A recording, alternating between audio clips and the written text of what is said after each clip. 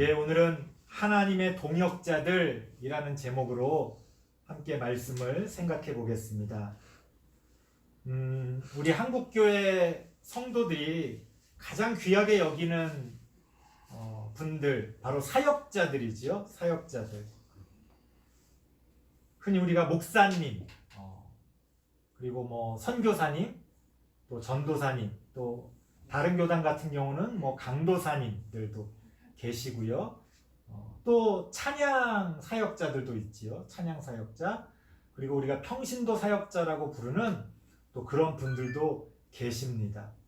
자, 이런 많은 사역자들, 우리 한국교회가 참으로 귀하게 여기고 또 좋아하는 그런 분들인데, 오늘 이런 사역자들에 대한 이야기들을 한번 좀 나눠보겠습니다.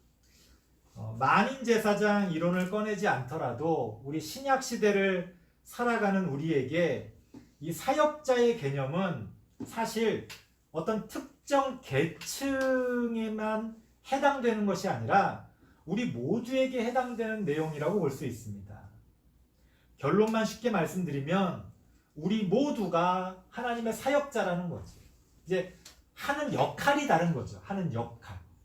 마치 영화 한 편을 만드는 데 있어서 눈에 띄는 것은 배우들이고 또 유명한 감독이겠지만, 사실은 그 영화 한 편을 만들기 위해 얼마나 많은 스태프들이 동원됩니까? 다 그 영화를 만드는 사람이잖아요.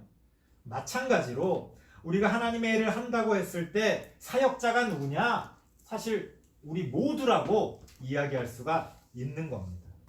하지만 그럼에도 불구하고 특별히 또 하나님이 세우시고 또 사용하시는 그런 사역자들이 있기 마련입니다. 우리가 그들을 흔히 평신도들과 구분하기 위해 전임 사역자라고 부를 수 있을 것 같아요. 그러니까 전에는 성직자, 평신도 이렇게 나눴습니다만 사실은 그런 구분은 없어진 거죠. 하나님 앞에서 성직자가 따로 있고 평신도가 따로 있는 게 아니라 우리 모두가 하나님의 성직자고 하나님의 백성들입니다.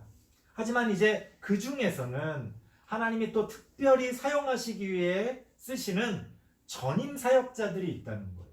전임 사역자라는 게 바로 앞서 말씀드렸던 그런 사역자분들 중에 흔히 목사님, 전도사님, 선교사님 이런 분들, 교회 사역이나 복음 사역을 전업으로 하시는 분들, 다른 일을 하지 않고 오직 교회 사역이나 복음 사역만 하시는 분들을 우리가 전임 사역자라고 부를 수 있습니다. 그리고 또 그것들을 위해 특별히 훈련 받으신 분들, 그런 분들이 바로 전임 사역자입니다. 오늘은 사역자라고 했을 때 이 전임 사역자분들만 좀 국한해서 한번 얘기를 나눠보겠습니다. 자, 이런 사역자가 중요한 이유는 두말할 필요 없이 이 사역자들이 우리 한국교회의 리더이기 때문에 그렇습니다. 리더의 중요성은 다 아시잖아요.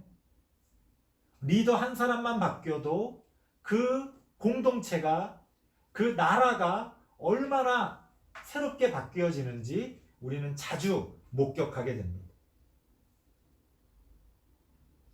하지만 오늘 말씀드리고 싶은 것은 이런 어떤 리더에 대한 리더십도 있겠지만 그에 못지않게 중요한 팔로워십에 대해서 이야기하고 싶은 거예요. 그러니까 리더십이라는 건 사람들을 이끌어가는 어떤 능력. 하지만 그 리더를 따라가는, 팔로잉하는, 그 리더를 따라가는 팔로워들에 대한 그런 어떤 능력도 필요하다는 겁니다. 오늘 본문의 1절 말씀을 보면 앞서도 읽어드렸습니다만 사도 바울이 고린도 교회 성도들을 향해서 뭐라고 이야기하느냐? 너희는 육신에 속한 자들이라 내가 어린아이들을 대하듯이 대했다, 이렇게 나옵니다. 그런데 2절 말씀에 보면 이런 표현이 나와요. 내가 너희를 밥으로 먹이지 못하고 젖으로 먹였다. 그러니까 영적인 양식을 주는 데 있어서, 하나님 말씀을 가르치고 하나님 나라의 비전들을 보여주는 데 있어서 그 사람들이 그거를 받아들일 능력이 되지 않기 때문에 밥을 먹이지 못하고 젖을 먹였다, 이런 표현이 나옵니다. 젖은 누가 먹습니까? 어린아이도 아니지요. 갓난아기죠. 갓난아기. 그러니까 고린도 교회 성도들의 그 영적인 수준이 사도 바울이 봤을 때는 갓난아기 수준이었다. 그래서 육신에 속한 자들이라고 비판하고 있는 겁니다. 자, 아무리 그 리더가 사도 바울과 같이 위대한 리더이면 뭐합니까? 그것을 따르는 사람들이 갓난아기 수준이라면 말짱 꽝이지요. 같이 가야 되는 거예요. 리더십과 팔로워십은 같이 가야 되는 겁니다. 물론 둘 중에 하나라도 훌륭하다면 둘 다 없는 것보다야 좋겠지만, 정말로 시너지가 이루어지고 어떤 일들이 되어져 가기 위해서는 두 바퀴로 굴러가는 것처럼 이 리더십과 팔로워십이 같이 가야 된다. 그런 의미에서 오늘은 그런 중요한 사역자들을 생각해 보면서, 또한 우리가 그런 사역자들을 어떻게 바라보고 어떻게 따라야 하는지에 대해서, 리더십과 함께 팔로워십에 대해서 함께 좀 생각해 보려고 합니다. 어려운 얘기를 하진 않을 거예요. 하지만 굉장히 핵심적인 중요한 말씀을 드리려고 합니다. 첫 번째는 뭐냐? 우리는 사역자들을 과대평가해서는 안 된다는 겁니다. 이게 무슨 말이냐? 4절 말씀 보면 이런 얘기가 나옵니다. 제가 읽어드립니다. 어떤 이는 말하되 나는 바울에게라 하고 다른 이는 나는 아볼로에게라 하니 너희가 육의 사람이 아니리요. 비슷한 표현이 1장에서도 나왔습니다. 사람들이 나는 누구 편이다, 나는 누구를 따르는 사람이다 하면서 당대의 유명한 사역자들을 기준으로 서로 편가르기를 했다는 겁니다. 나는 담임 목사님이 좋아, 나는 아무개 부목사님이 좋아, 나는 누구 편이야, 난 누구를 따를 거야. 특히 한국교회 같은 경우에 개교회로 나누어져서 소위 말해 내가 섬기는 목사님, 내가 섬기는 교회라고 하면서 지금 이 모습과 똑같은 행태를 우리가 보이고 있다는 거예요. 나는 누구에게 속했다, 나는 누구를 따른다.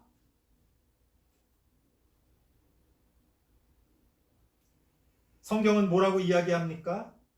그 사역자들을 과대평가해서는 안 된다라고 이야기합니다. 물론 사람이 많이 모이다 보면 자연스럽게 좋아하고 따르는 사람이 생기기 마련입니다. 그러다 보면 어느 정도 무리가 나눠질 수도 있겠지. 문제는 뭡니까? 3절 말씀해 보니까 너희 가운데 시기와 분쟁이 있다고 들었다.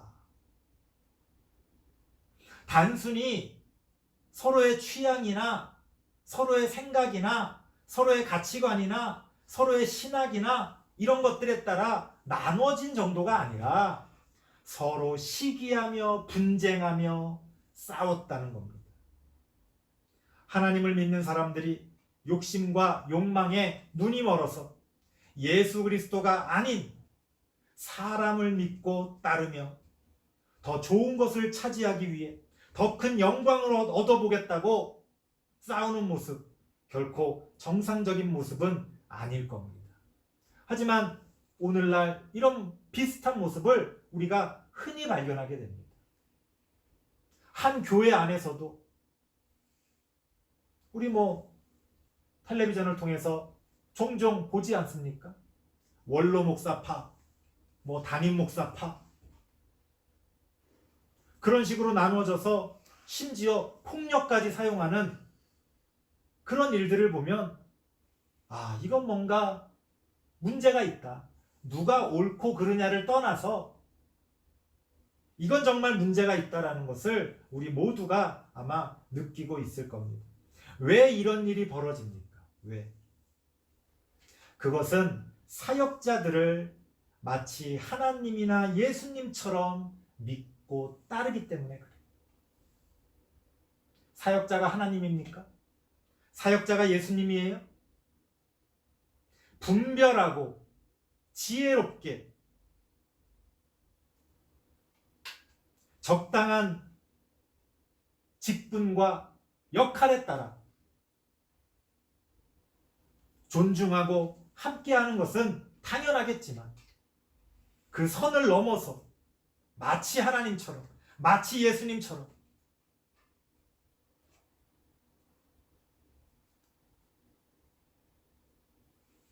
콩으로 메주를 쓴다고 얘기하는 게 아니라 팥으로 메주를 쓴다고 이야기하는데도 그 앞에서 아멘 아멘 하고 있는 이런 어리석은 한국교회의 모습들을 보고 있자면 이건 아니다. 이건 아니다.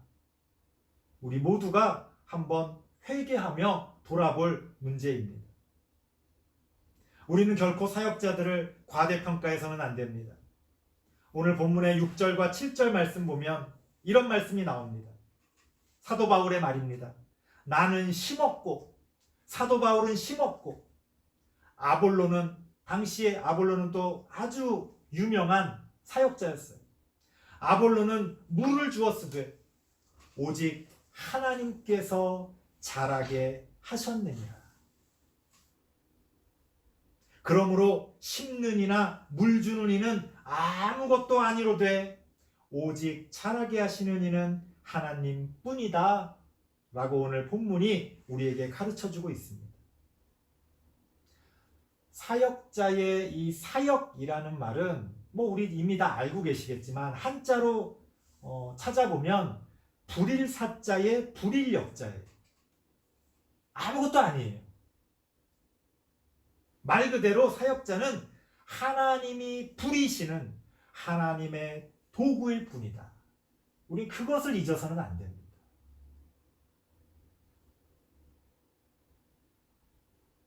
자, 그렇다면 사역자는 그저 하나님이 부리시는 도구이니까 아무것도 아닌 건가? 또 그렇게 생각하면 안 되겠지요. 두 번째, 우리는 사역자를 과소평가해서도 안 된다라는 말씀을 드리겠습니다. 과대평가하지 말라고 그랬더니 또 너무 과소평가하시는 분들이 있어요. 참 이게 적당히가 없어. 적당히. 이게 문제다 하면 또 너무 또 안 그래서 또 문제가 되고.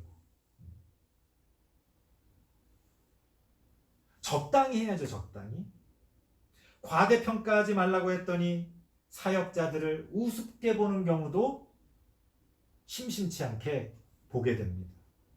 어떤 분이 그런 말씀 하시는 거를 좀 우스개처럼 들었어요. 뭐냐면 아이고 어쨌든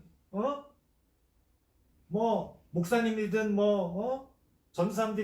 전도사님들이든 다 우리가 월급 주는 사람이지 하면서 그저 사역자를 우리가 월급 주서 부리는 그런 무슨 교회 직원처럼 생각하는 그런 이야기도 종종 들어보게 됩니다.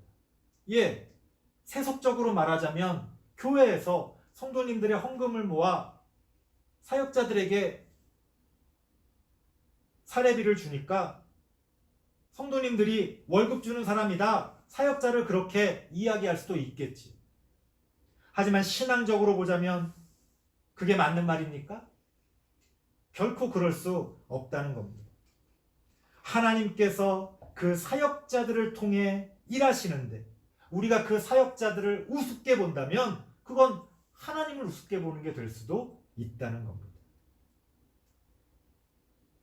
8절 말씀을 보면 이런 말이 나옵니다. 심는 이와 물 주는 이는 한 가지이나 각각 자기가 일한 대로 자기의 상을 받으리라. 사역자들은 각자의 상을 받습니다. 그 말은 사역자들이 하는 일들이 하나님이 보실 때 귀한 일들이라는 거예요. 아무것도 아닌 걸 하고 상을 받진 않잖아요. 영화에서 많은 사람들이 그 영화를 만들기 위해 함께하지만 우리가 흔히 뭐 감독상, 뭐 나무주연상, 자 이런 상을 왜 줍니까? 어쨌든 그 영화에서 귀한 역할을 감당하는 사람들에게 그에 합당한 상을 주게 되는 겁니다. 그러니까 사역자들을 우습게 보면 안 되는 거지. 하나님에게 상을 받는 사람들, 하나님에게 상이 예비되어져 있는 사람들, 특히 하나님의 말씀을 가르치는 일이 얼마나 귀한 일입니까? 예를 들어 보세요. 뭐 예전 같진 않지만 우리가 선생님들을 얼마나 존경하고 귀하게 여깁니까? 우리 아이들을 가르치고 또 나를 가르쳐 주시는 선생님들을 우리가 존경하고 높이는 것처럼 최소한 우리가 사역자들을 우습게 봐서는 안 된다. 단지 우리가 월급 줘서 일하는 그런 사람이다. 마음에 안 들면 무슨 부품 갈아 끼우듯이 내 마음에 드는 사람으로 바꿔버리고 이런 식으로 해서는 안 된다는 거예요. 물론 오늘날 문제가 많은 그런 사역자들도 있습니다. 우리에게 분별이 필요한 시대예요. 예전 같으면 선생님, 학교 선생님, 의사 선생님 그러면 그냥 우리가 하늘같이 그냥 믿고 따랐잖아요. 근데 이제 세상이 뭐 복잡해지고 또 수준들이 다 올라가고 하면서 예전 같지는 않습니다. 선생님 같지 않은 선생님도 있고 의사 같지 않은 의사도 있고 목사 같지 않은 목사도 물론 존재합니다. 그게 현실이지. 하지만 그럼에도 불구하고 우리가 존경하고 귀하게 여길 그런 사역자들은 여전히 존재합니다. 우리가 그걸 바르게 분별해서 높여주는 것도 우리 성도님들이 해야 될 귀한 일 가운데 하나예요. 아, 요새는 믿을 사람이 없어. 왜 그런 일이 벌어집니까? 우리가 바르게 분별하고 정말로 성실하게 제대로 일하는 사람들을 대접해주고 잔머리 굴리고 이기적으로 뒤에서 딴짓하는 사람들은 그에 합당한 대접을 해준다면 우리 사회가 훨씬 더 좋은 사람들로 가득 차게 되겠죠. 하지만 우리들 스스로가 어떻게 보자면 우리의 욕심의 눈이 가려져서 사역자들을 우습게 보지는 않을지라도 사역자들을 좌지우지하며 사실은 내 욕심과 욕망의 도구로 사용하는 경우가 얼마나 많은지 모릅니다. 물론 여러 가지 지금 교회의 이런 체제, 어떤 시스템을 생각해 보면 단순히 어느 한 몇 명의 개인의 문제가 아니라 근본적인 문제가 있습니다. 그것에 대해서 이 시간에 다 말씀드릴 필요는 없을 것 같고요. 기회가 되는 대로 말씀드리겠습니다만 어쨌든 중요한 것은 우리들이 제대로 분별해서 그 사역자들의 귀한 직분을 존중해 줄 필요는 있다는 겁니다. 과소평가해서는 안 됩니다. 학교 선생님들 우리가 우습게 본다고 끝까지 우습게 보면 아이들 교육을 어디다 맡길 거예요? 학원에 보내는 것만으로 그 아이들이 올바로 성장합니까? 간혹 그런 생각 들잖아요. 야, 이럴 바엔 그냥 학교 안 보내고 학원만 보내고 싶다. 근데 학원에서 제대로 된 인성교육이 이루어집니까? 오로지 성적을 위한 공부만 하는데 말이 안 되는 거지. 싫든 좋든 우리는 공교육이라고 할 수 있는 또 학교 선생님들에 대해서 바르게 분별하고 또 제대로 존중해주는 그런 일들이 필요하다. 그래서 성경은 사역자들에 대해 결론적으로 이렇게 말씀하고 있습니다. 고린도전서 3장 9절 말씀 보면 우리는 하나님의 동역자들이요 너희는 하나님의 밭이요 하나님의 집이니라. 사역자들에 대해서 뭐라고 말합니까? 하나님의 도구이지만 그들은 하나님의 동역자다라고 이야기합니다.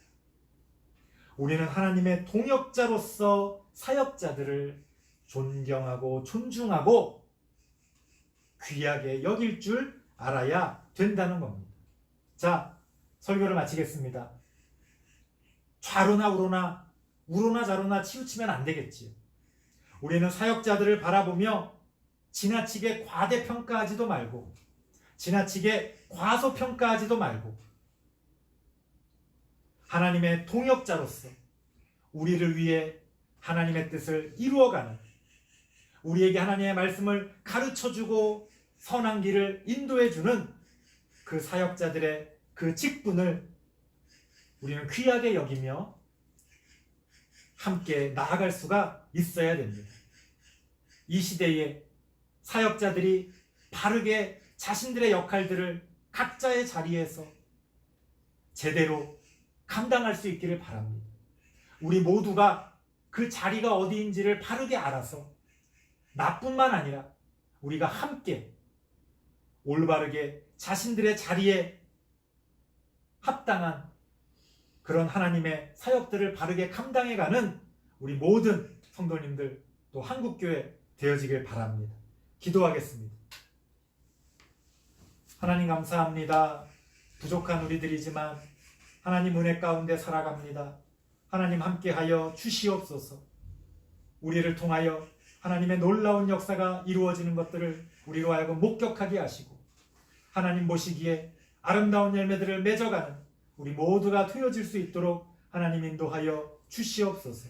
예수님의 이름으로 기도드리옵나이다. 아멘.